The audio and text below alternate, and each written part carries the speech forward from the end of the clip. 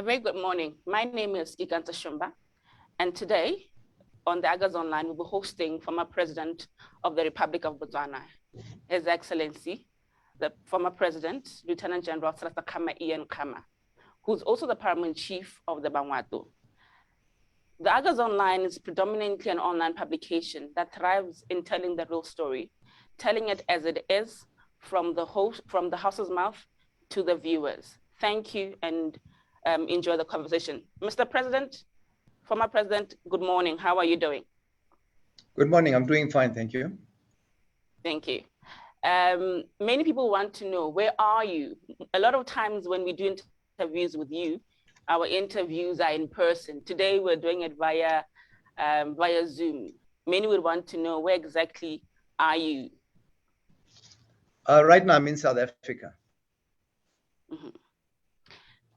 You left for South Africa, and your leaving for South Africa raised a lot of conversation in the country. It raised a lot of talk in the country. You left to South Africa. How did you leave to South Africa, and why did you leave to South Africa the way that you left to South Africa? Well, I left because I was invited for a consultative meeting, which was supposed to be on a Tuesday of that week, a couple of weeks back. And just before I came across to South Africa, I'd gone up to Soroe. I had intended visiting my farms. So on the Saturday, I was informed of the possibility of this meeting. But I decided, well, I would just go up to Soroe anyway on the Sunday, which is what I did. Then later on Sunday, the meeting was confirmed for Tuesday in South Africa. So then I left Soroe on Monday and crossed at the nearest border post, which was the Martinsdrift border post. And I just crossed like anybody else. Talking about your crossing, there have been issues around the fact that it was also mentioned in Parliament that you left without notifying the government that you were leaving the country, so that they can be able to provide you with the adequate security and everything else that you need, that former presidents need for them to be able to travel. What is the status? Is that the fact from you, or what is it from the horse's mouth? You know, I'm not obliged to inform the regime of my movements anywhere in the country or outside the country. So that one is a non-issue. When you talk about them wanting to care for my security, you know, it's ironic that they are actually the ones who are undermining my security, as you have seen from all the activities that have been going on in the last 3 years, culminating to the point that we are at the moment.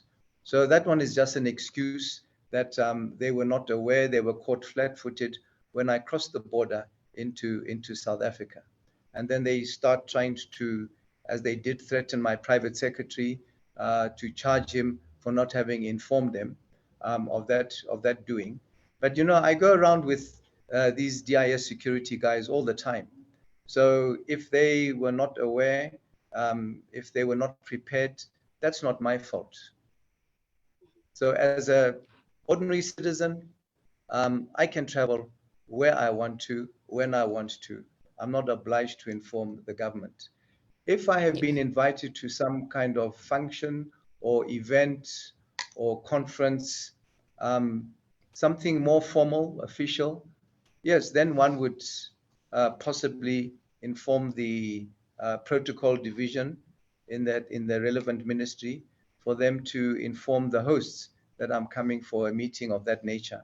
And then they would do whatever is necessary. But don't forget, when I went to India in I think it was in 2019, and they were informed I was going to India, they actually took a decision not to facilitate my travel. They also took a decision that my security should not accompany me. And when they did, they were charged and demoted. So one day it's this, the next day it's that. So they have to make up their minds what is the correct procedure. Yes. You talked about threatening. Let's talk about where you said threatening your private secretary. Tell us about that. What had transpired? Well, I think you're aware that there was this United Nations intervention when I discovered last year in August that there'd been several attempts to poison me.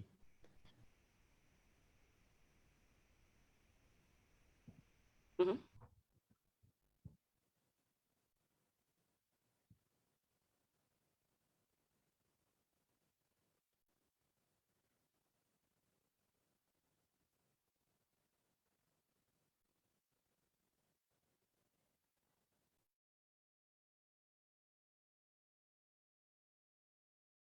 Can you hear me now?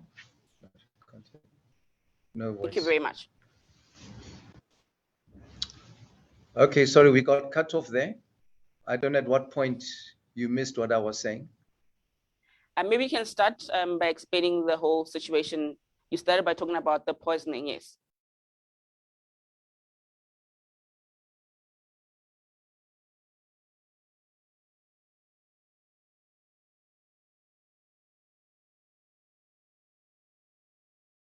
Former President, it seems we can't hear you from our end.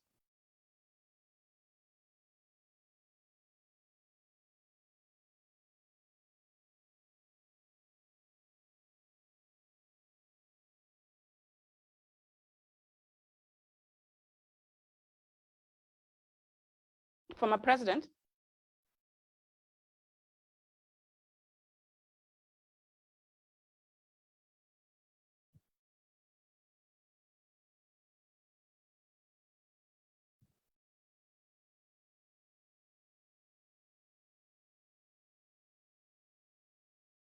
We apologize for the technical glitch that we are currently experiencing.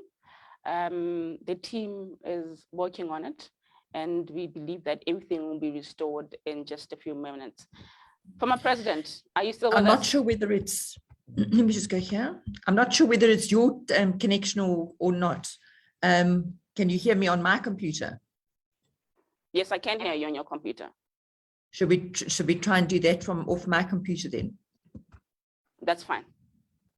I just need to try and take my name off. How do I do that, Tony?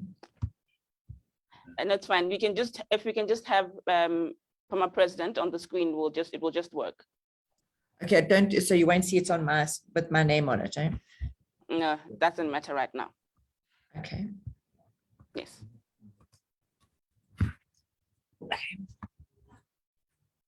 Okay, here we are. So when you move your computer, I think. Please bear with us as we are currently trying to sort out the technical glitches. As you all know, that we are in the fourth industrial revolution, and the former president was just telling us that he is currently in South Africa. So our conversation is done via Zoom. So it meant we had to converse via Zoom and take it all live into Facebook. With that said, with technical problems with live interviews, it is bound to happen, but please bear with us. We will shortly be back with the former president and we continue the conversation. Remember, we had said this is an exclusive interview that we're having with former president Ian Khama, who's also the paramount chief of the Bangwatu, who's currently in South Africa. And we are having a conversation with him, trying to understand so that he can be able to unpack his trip to South Africa, what he has experienced in South Africa. So once we are back online, we will be able to give you that conversation. He's talking. Sir, I believe we're back now. Okay, there we go. There. Good. Thank you so much. Maybe you can tell us, you were still talking about the incident of the poison incident. Maybe you can take it from there. Let's pick it from there. So I'll start again. So in around August Please. last year, I got a whistleblower's report and another 3 written reports from credible sources that there'd been attempts to poison me. So I informed the head of my DIS security about this. And then 2 weeks later, I asked him whether he had done something about it, like reporting to his superiors, and to which he said he had not.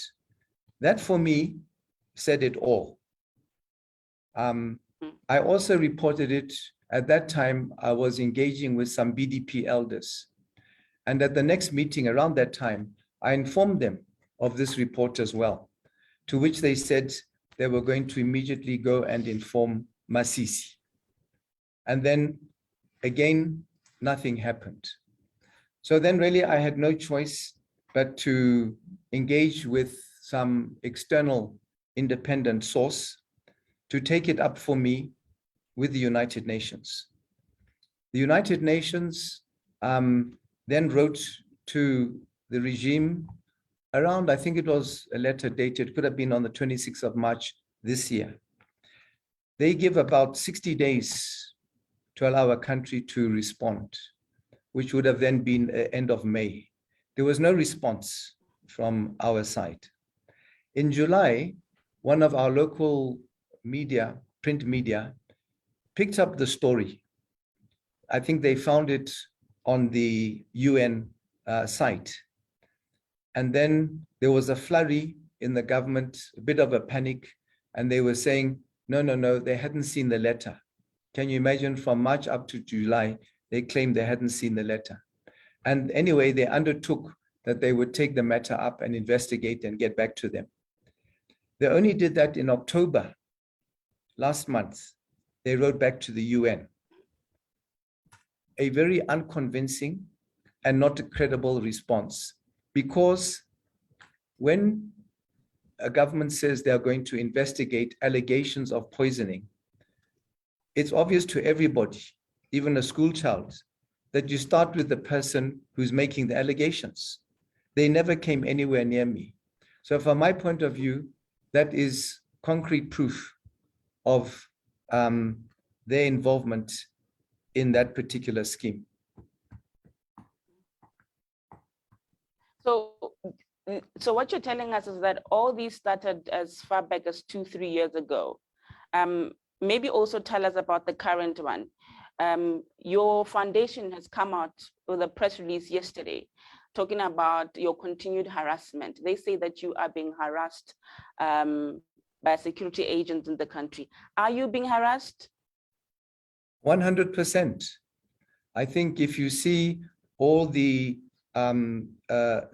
searches which have been going on, and you know, I want to point out to you, I don't know if you saw it, there was something that came out on social media yesterday from some DIS agents confirming what I have heard and others have heard of Masisi and Mahosi's involvement in trying to bring about my arrest, the searching, and then I know for a fact that once arrested and in detention, then they would be engaged in some life-threatening events. That is a fact. Mm-hmm. So unfortunately, so what exactly have you heard? Sorry to interrupt you.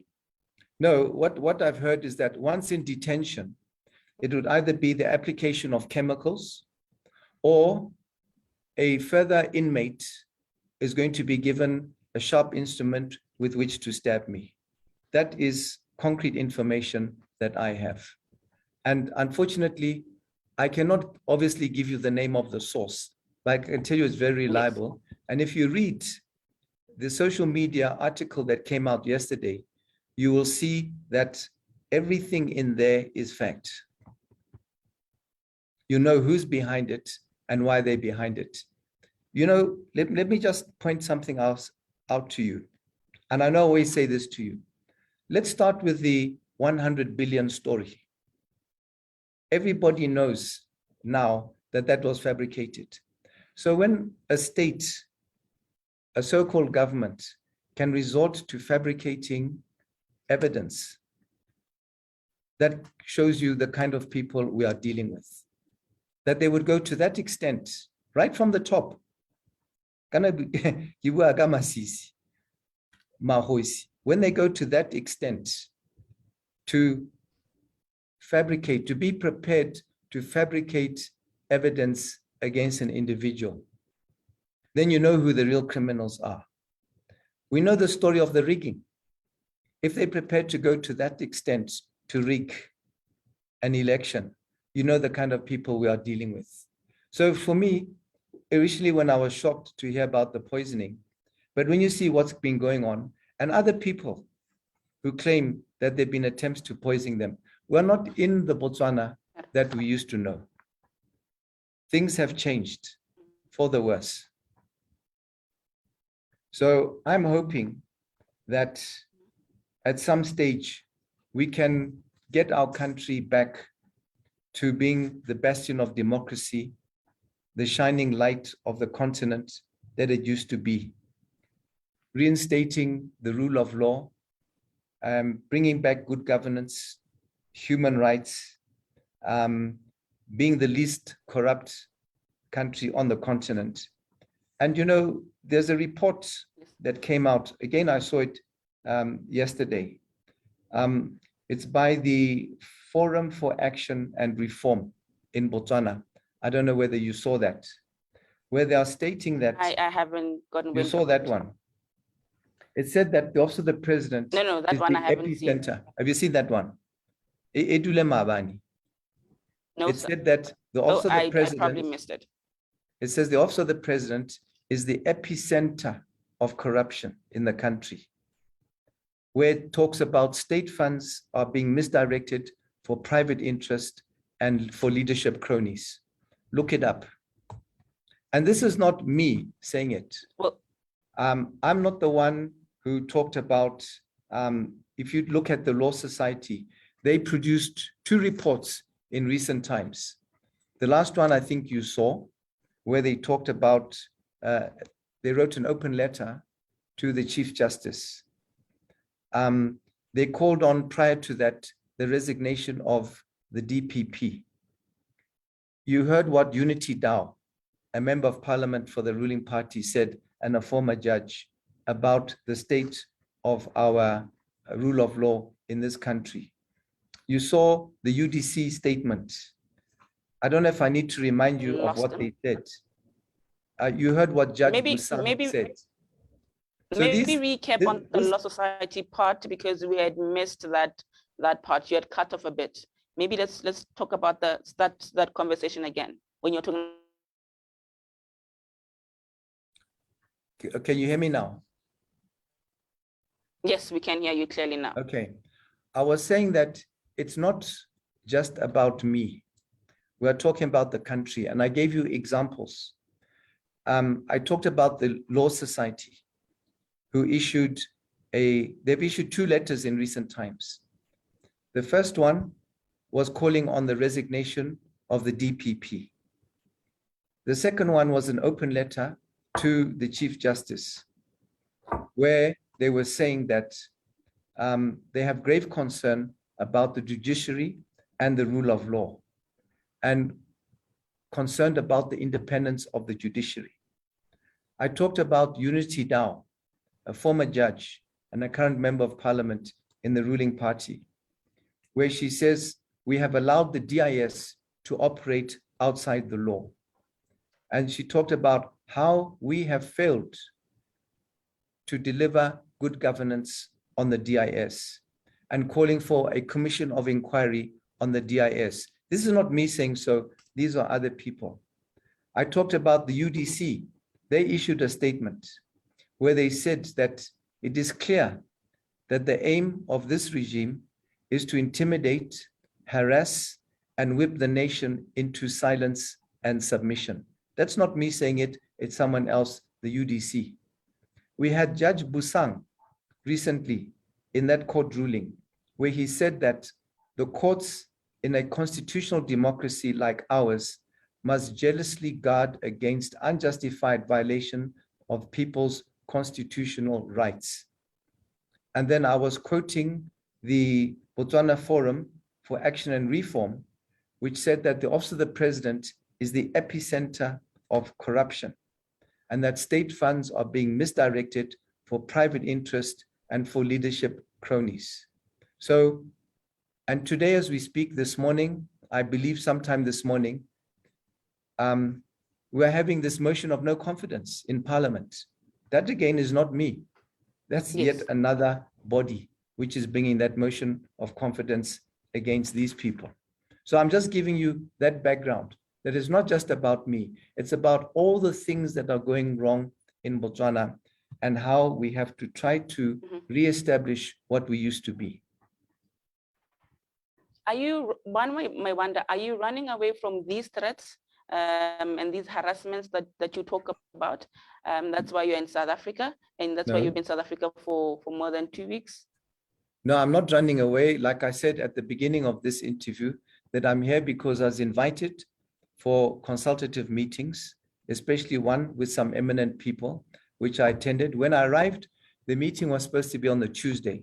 When I arrived on the Monday, I was told that there would be a delay until Saturday. So I thought of coming back and then coming back again on the Saturday or on the Friday or the Saturday. But because it was a relatively short space of time, I stayed in the country, but I was engaged in a number of meetings. In fact, I would have gone back last week. I would have even have gone back tomorrow. But there are still a number of meetings which have been scheduled, which keep coming up, which is, I think, important for me to participate in before I go back.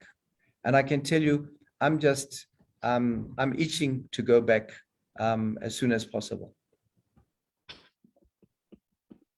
So these meetings that you're having, are they in any way related to the harassments that you talk about? Some are and some are not. If you, would you care to reveal more and possibly who it is that you're meeting? You know, I always feel more comfortable that people who come to see me or entities who come to see me, I would have an opportunity to share with them first, whether they are comfortable with me revealing who I've been meeting with and what we have been discussing. But I have, you know, met people, some eminent people, both from this country, outside this country, people from civil society, from government, from the ruling party here, even from Botswana. Now, coming back to Botswana, let's talk about the searches. You have come out to say some of your houses or residents have been searched without a warrant. Tell us about the searches and what it is that they've found, if at all they found anything from the searches. Well, the first time they came, maybe a month ago, 5 weeks ago, they came with a search warrant. And Mahosi said to me, no, this search has nothing to do with you. It's to do with Khosi. And I said, okay, so what are you doing here if it's to do with Khosi? And he said to me, no, we believe that Khosi gave you a couple of pistols that belong to the DIS, which would have been during the days when I was in office. So I said, okay, which ones are those? And he told me. He said, no, this particular pistol, he mentioned one of them, was brought to the DIS as a sample, and then he gave it to me. So I said, well, that's interesting, because that sample that you say was not meant for me came engraved with my name on it. And it was given to me on my birthday when I turned 60. Oh. So I said, then how does a sample bear my name on it? Because anyone using it would have seen it's written my name. So I knew he was lying, as he always does. And then I said to him, but then on the search warrant, you have listed all my weapons. Yet you say that you're following up weapons that belong to the DIS and were given to me. I said, some of these weapons which are on this list were given to me before the DIS was even formed. So how do you explain that? So why are you taking those? He said, no, we just want to take them and we'll do a process of elimination and give you back those which we don't need and those which we think belong to us. And I said, yes, but you can do that. That's a paper exercise. Thirdly, all these weapons that I have got licenses, and I renew them as we're required to do every year with the police. So I don't know why you have waited for 3 years. Now, why now are you coming to say you want to get these weapons? So he couldn't answer. Anyway, we pointed out to him that the residence that they'd come to was not on the list of the properties they wanted to search. And therefore, my lawyers informed them that they don't have the right to search their property. So then they said to me, okay, would I be willing to hand over those weapons voluntarily? And I said, yes, I would. So we agreed that they would come the next day, a Sunday, to come and collect the weapons. The next day, Sunday, we laid out all the weapons with the licenses for them to come and see. Yes. And then in the afternoon. How many are these weapons? In the afternoon, whilst waiting, in the afternoon, whilst waiting, he sent me a text message, which I still have, saying to me, no, we are still busy searching Khosi's properties, and we need all the manpower, so we can't come and collect the weapons. Can we do it on Monday, tomorrow? So I said, fine, you can come tomorrow. And then I phoned Khosi, and I said, are they still with you? He said, no, they're not with me. But they said, they just sent me a message saying that they are still searching your properties. He said, no, they're not. And the next thing we heard, they've gone to Musu. So Mahosi again was lying to me when he told me that they were still searching Khosi's properties. In the meantime, he had gone on a helicopter and gone to Musu, wasting state resources in that venture. So the next day, Monday comes, and they don't come round. Tuesday, Wednesday, Thursday, Friday, right up until the following Tuesday, 10 days later. He then calls me up and says, I should deliver the weapons to their offices at Sebele. In the interim time, I had been told that they had a plan to arrest me, and they were going to apply chemical agents on me once in their possession, once I was in their detention. So I said, oh, you want me to go to Sebele, but you were supposed to come with the weapons and collect the weapons. Why the change? He said, for legal reasons. Legal reasons. I said, okay, talk to my lawyer if it's legal. So my lawyer, I informed my lawyers, and they wrote to them and said, no, we voluntarily offered that you can come and collect the weapons. You didn't come and collect them for 9 days or 10 days. Now you say we must go and deliver them. We're not going to do that. We're saying to you, come and collect them.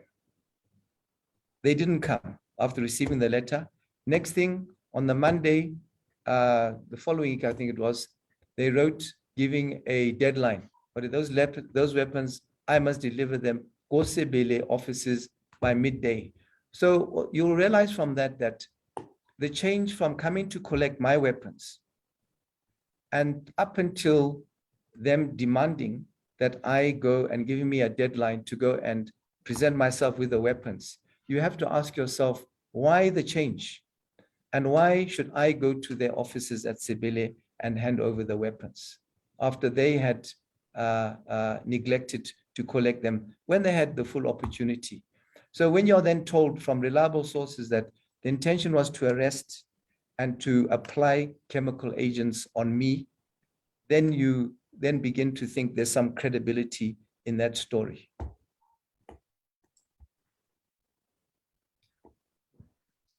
How many weapons are we talking about here? Because numbers have been flying all over. So help us understand exactly how many weapons it is that we're talking about.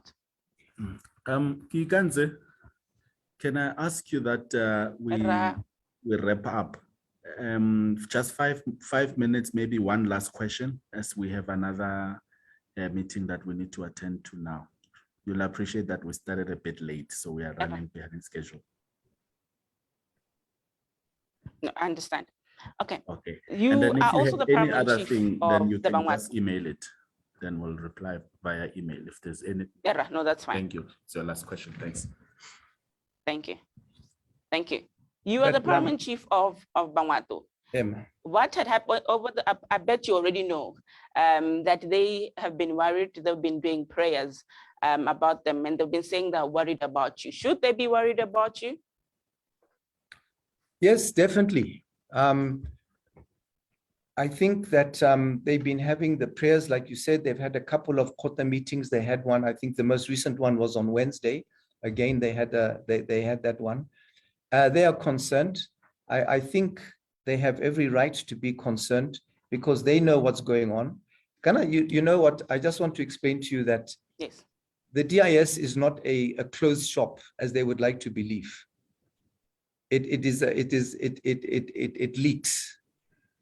People have got relatives there. People have got friends there. People have got colleagues there. They know what's going on. We know what's going on. We are told what's going on. Like that last raid in Shakawe, we knew a day before it happened that it was going to happen. When they arrested my the head of my private security, we knew the day before it was going to happen. So all these things are ideas. Did you ask the people of Sorowe to pray for you? No, I didn't ask them. They did it of their own volition to do so. Mm-hmm. Okay. To wrap up, because obviously you had other meetings that you have to attend to. Any last words to the Bangwatu as the Paramount Chief, to Botswana, to the nation, to just basically everyone? Any last words? Well, recently I posted on my page my gratitude and deep appreciation to the people of Botswana for their support, their overwhelming support, for their prayers, and not only those at home, but even those abroad, and even people in other countries, nationals of other countries, who have extended that same support to me. And once again, I would say to them that I thank them from the bottom of my heart for all this support. Thank you very much. Thank you very much for having a conversation with us. We truly appreciate it. And the last one, you are Father Christmas every single year on the 25th of December in Sorowe.